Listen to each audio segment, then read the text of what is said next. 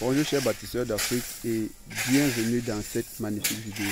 Alors pour ceux qui ne me connaissent pas encore, je suis William Fosso, je suis ingénieur en bâtiment et je suis également le promoteur de Brescore Engineering Group.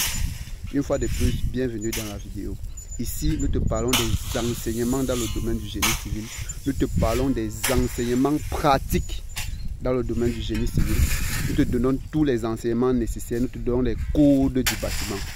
Alors, une fois de plus, bienvenue sur cette chaîne. Si tu n'es pas encore abonné, je t'invite vivement à t'abonner d'abord et de cliquer également sur la cloche de notification pour ne pas manquer les prochaines vidéos qui vont apparaître, qui vont permettre d'élever le niveau dans le domaine de la construction. Alors, aujourd'hui, nous allons parler d'un aspect très important dans le domaine de la construction. Nous allons parler de la dalle. Et c'est une dalle particulière. C'est une dalle que plusieurs parmi vous ne connaissent pas certainement. Et restez scotchés jusqu'à la fin de la vidéo parce qu'à la fin, je réserve quelque chose de très spécial pour vous. Alors, si vous êtes prêts, si vous êtes déjà abonné, on se donne rendez-vous derrière pour nos réalisations.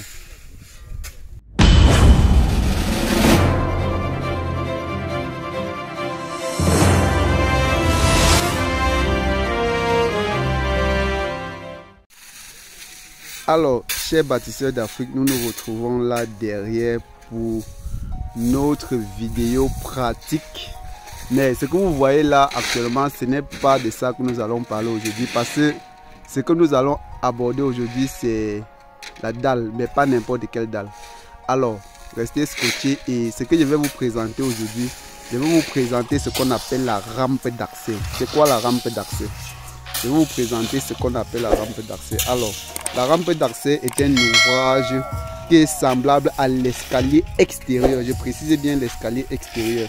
C'est-à-dire que c'est un ouvrage qui permet de quitter de l'extérieur pour arriver à l'intérieur du bâtiment. Vous voyez un peu. C'est un ouvrage qui permet de quitter de l'extérieur pour arriver à l'intérieur de la maison ou alors du bâtiment. Donc ici, aujourd'hui, je vous présente ce qu'on appelle une rampe d'accès. Ça, c'est une rampe d'accès. Ce qui est là devant vous, c'est la rampe d'accès. Vous voyez là, le ferraillage a déjà été fait et c'est déjà prêt à être coulé. Donc, sa particularité, c'est que quoi? Sa particularité, c'est que c'est une dalle. Mais c'est une dalle pas comme les autres. Pourquoi? Parce que ça prend appui sur le terrain naturel. Ce que vous voyez ici, ce que vous voyez là, c'est du terrain, ça c'est un terrain naturel. Or, actuellement nous avons fait une maçonnerie de pierre, mais avant de faire les maçonneries de pierre, nous avons fait un remblage. Après le remblage, nous avons fait un compactage. Donc, nous avons compacté le sol. Et ce que vous voyez là, nous avons fait une maçonnerie en pierre. Ouais, on a fait une maçonnerie en pierre dans les zones les plus creuses. Nous avons effectué une maçonnerie en pierre. Et dans les zones les moins creuses, vous allez regarder là, après le remblage et après le compactage, nous avons mis juste un lit de sable. Vous voyez un peu. Parce que en bâtiment, vous devez savoir quelque chose. Vous devez travailler de façon économique, de façon efficace, mais également de façon économique. C'est pour cela que dans les zones creuses, vous voyez là, nous avons fait une maçonnerie de pierre. Regardez très bien. Nous avons fait une maçonnerie de pierre. Maintenant, dans les zones les moins creuses, après compactage, nous avons préféré mettre un lit de sable parce qu'un lit de sable, c'est moins coûteux. Vous voyez un peu. Nous avons fait un lit de sable. Et après le lit de sable, observez très bien. Après le lit de sable, nous sommes partis dans les zones moyennement creuses. Les zones moyennement creuses, nous avons fait un lit de gravier. Vous voyez ça? C'est un lit de gravier. Vous voyez un peu. Donc, chers bâtisseurs d'Afrique, si vous avez des questions, n'hésitez pas à me les poser en commentaire. Nous prendrons le soin de vous répondre. Là, vous voyez, là, c'est un lit de gravier. Dans les zones moyennement creuses, nous avons fait un lit de gravier. Donc, je reviens sur ce que je disais. Les zones les plus creuses, après avoir remblé et compacté, nous avons fait une maçonnerie de pierre. Vous voyez. Maintenant, les zones moyennement creuses, nous avons fait un lit de gravier. Et les zones les moins creuses, nous avons fait un lit de sable, comme vous voyez là. Nous avons réalisé un lit de sable. Donc c'est un peu ça. Si vous avez des questions, n'hésitez pas à poser vos différentes questions.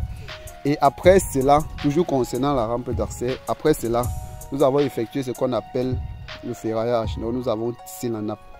Donc si vous regardez bien, j'ai déjà fait plusieurs vidéos pour vous expliquer comment fonctionne le principe de ferraillage de la dalle. Donc ça a le même principe que le ferraillage de la dalle pleine. Si vous n'avez pas encore regardé les vidéos, vous partez, vous cliquez sur la chaîne, vous allez voir les différentes vidéos que nous avons réalisées pour vous expliquer le principe de fonctionnement de la ferraille pour une dalle pleine.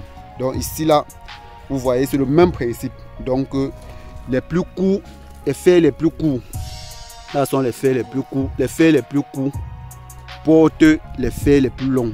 Vous voyez un peu. Donc les courtes portées portent les grandes portées. Donc c'est en quelque sorte ça. Là, ça c'est une poutre que nous avons réalisée pour accrocher le fer, pour accrocher les armatures porteurs. Donc c'est un peu ça. Regardez très bien, regardez très bien. Donc voilà tout simplement le ferraillage. Voilà le ferraillage qui est prêt, totalement prêt, 100% prêt. Donc c'est ça que nous appelons une rampe d'accès. Vous voyez un peu. Et je vais préciser quelque chose ici que vous ne connaissez peut-être pas, c'est que la rampe d'accès n'est pas horizontale, mais elle est uniforme. Vous devez savoir faire la différence entre les deux. La rampe d'accès n'est pas horizontale, mais elle est uniforme. Donc c'est tel que vous regardez actuellement. Elle est uniforme, c'est-à-dire que ça suit une pente régulière. Ça suit une pente régulière, mais elle n'est pas horizontale. Donc ça permet au véhicule d'accéder à l'intérieur du bâtiment. Parce que ici là, notre projet c'est un semi-projet industriel. Donc du coup, nous avons prévu une rampe d'accès avec une épaisseur de béton prévue à 15 cm. Donc c'est en quelque sorte ça. Donc si vous avez des questions, posez vos questions en commentaire. Et le bonus de la fin pour ceux qui ont regardé la vidéo jusqu'à la fin. Pour ceux qui ont regardé la vidéo jusqu'à la fin, je vous présente le bétonnage. Nous sommes sur le point de réaliser le bétonnage. Donc, alors, pour ceux qui ont regardé la vidéo jusqu'à la fin, je vous présente le bétonnage. Le ciment est déjà posé et la composition du béton est déjà faite. Alors, je vais vous donner la composition du béton ici. La composition a été faite à 350 kg par mètre cube. Cela signifie que pour 1 mètre cube de béton, nous mettons 7 sacs de ciment. 350 kg par mètre cube. Donc, ce qui revient, pour ceux qui veulent les petites compositions, ça revient à 3 brouettés pour... Ça revient à 3 brouettés pour un sac de ciment, c'est-à-dire une brouette de sable et 2 brouettes de gravier. Alors, pour ceux qui ne sont pas abonnés, je vous invite vivement à vous abonner et à cliquer également sur la cloche de notification pour ne pas manquer les prochaines vidéos qui vont apparaître. Dans les prochaines vidéos, je vais vous expliquer comment est-ce qu'on fait pour calculer les quantités de bétonnage, les quantités de ciment qu'il faut pour le béton pour la réalisation d'un ouvrage. Je vais vous expliquer, je vais vous démontrer avec les calculs comment est-ce qu'on fait pour calculer la quantité de ciment qu'il faut pour un coulage précis. Alors, chers bâtisseurs d'Afrique, abonnez-vous, partagez et dans une prochaine vidéo. Merci.